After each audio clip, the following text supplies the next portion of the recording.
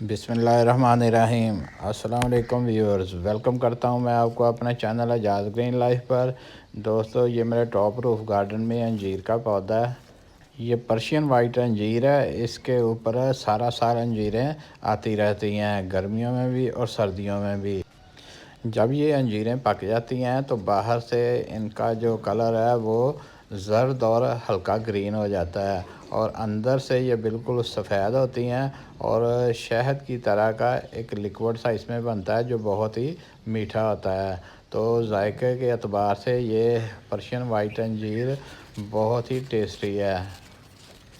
ये गमलों में कटिंग के ज़रिए बड़ी आसानी से ग्रो हो जाती है। तो जितना बड़ा आप गमला लेंगे, पौधे का साइज़ उतना ही ज़्यादा बढ़ता जाएगा और उसके ऊपर अंजीरों की तादाद भी बढ़ती जाएगी। तो आप कम से कम 12 इंच के गमले में इसे ग्रो कर सकते हैं। तो जब पौधा जो है वो बड़ा हो जाए तो इसको फिर शिफ्ट करना पड़ता है। 12 इंच के गमले में ये तकरीबन 2 से 3 साल तक आसानी से फल देगा, लेकिन उसके बाद आपको इसे बड़े गमले में शिफ्ट करना पड़ेगा। बुलबुल इस अंजीर को बहुत ज़्यादा पसंद करती है, तो बुलबुलों से बचाने के लिए मुझे पौधे को नेट से कवर करना पड़ता है। मौसम ख़ज़ां में अंजीर के पौधे के पत्ते पीले होकर गिरना शुरू हो जाते हैं। तो जब इसके पत्ते गिरना शुरू हो जाएं तो इसकी हार्ड प्रूनिंग कर देनी चाहिए। हार्ड प्रूनिंग करने से हमें बहुत सारी कटिंग मिल जाती हैं, जिनको हम ग्रो करके मज़ीद पौधे बना सकते हैं। वो आप पौधे ख़ुद भी लगा सकते हैं और अपने दोस्तों को भी गिफ्ट कर सकते हैं। हार्ड प्रूनिंग करते हुए आप पौधे की जिस शाख को भी काटें तो तने से उसे कम से कम 6 से 8 इंच तक छोड़ देना है। तो उसके ऊपर से आपने हर शाख को काट देना है। मौसम बहार में अंजीर के पौधे के ऊपर नई शाखें आना शुरू हो जाती हैं। जितनी ज़्यादा पौधे की शाखें आएंगी उतनी ही ज़्यादा इनके ऊपर फ्रूटिंग होगी। तो ये दोस्तों, मैंने सारी की सारी शाखें जो हैं वो इकट्ठी कर ली हैं। तो अब इनकी हम कटिंग्स बनाएंगे जिनको हम ग्रो करेंगे। तो ये देखें, इस साइज़ में आपने कटिंग्स को लेना है। पौधे की हार्ड प्रूनिंग करने के बाद ये काफ़ी कटिंग जो हैं वो मिल गई हैं। तो इनको आप ग्रो करने के लिए ये जो मिट्टी तैयार करनी है दोस्तों, वो आम मिट्टी में हम बाल को शामिल कर लेंगे और साथ कंपोस्ट भी मिला लेनी है। तो तीनों को बराबर बराबर मकदार में हमने ले लेना है। तो इस मिट्टी में हम इन कटिंग्स को ग्रो करेंगे। ये जो मिट्टी तैयार हुई है ये बड़ी ही सॉफ्ट है, तो ये बड़ी इजीली जो है इसमें कलमें लग रही हैं। कटिंग्स को मिट्टी में लगाते हुए इस चीज़ का ख्याल रखना है कि इसमें जो बड्स हैं कम से कम 2 से 3 जो है वो मिट्टी के नीचे ज़रूर होनी चाहिए।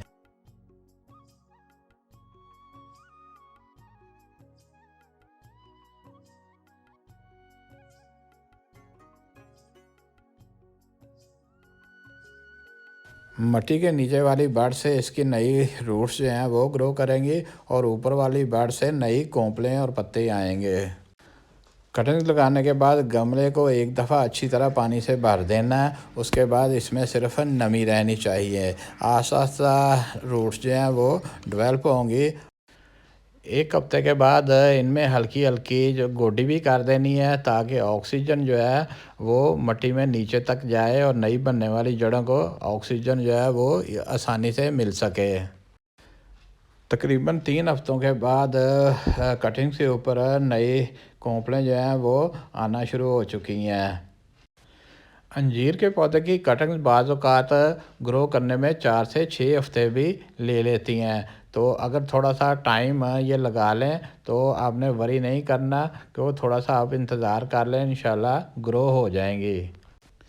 जब इन कटिंग्स को आप दूसरे गमलों में शिफ्ट करने लगें तो आपने ये जो हमने मिट्टी बनाई है कटिंग्स को ग्रो करने के लिए, तो उसमें गोबर की खाद को भी शामिल कर लें। और पौधे बड़ी तेज़ी से ग्रो करेंगे और पहले साल ही आपके पौधे पे अंजीरें लगना शुरू हो जाएंगी। दोस्तों, आपने असली ईरानी अंजीर के पौधे को पहचानना है तो वो कुछ इस तरह है कि इसके पत्ते जो है हमेशा कटिंग्स वाले होते हैं, जबकि मैरून कलर की जो आम अंजीर है उसके पत्ते जैसे पान का पत्ता या पीपल का पत्ता होता है उस तरह के होते हैं। आप ये देख सकते हैं कि इनके पत्ते जो हैं वो कट वाले हैं, कटिंग्स वाले हैं, तो ये असली ईरानी अंजीर की पहचान है। दोस्तों उम्मीद है आज की ये वीडियो आपको असली ईरानी सफ़ेद अंजीर का पौधा पहचानने में बहुत हेल्पफुल रहेगी। जो मेरे चैनल पर नए हैं वो इसको लाइक और सब्सक्राइब कर लें और साथ ही बेल आइकॉन को भी प्रेस कर लें ताकि मेरी आने वाली वीडियो का नोटिफिकेशन आपको फौरी तौर पे मिल सके।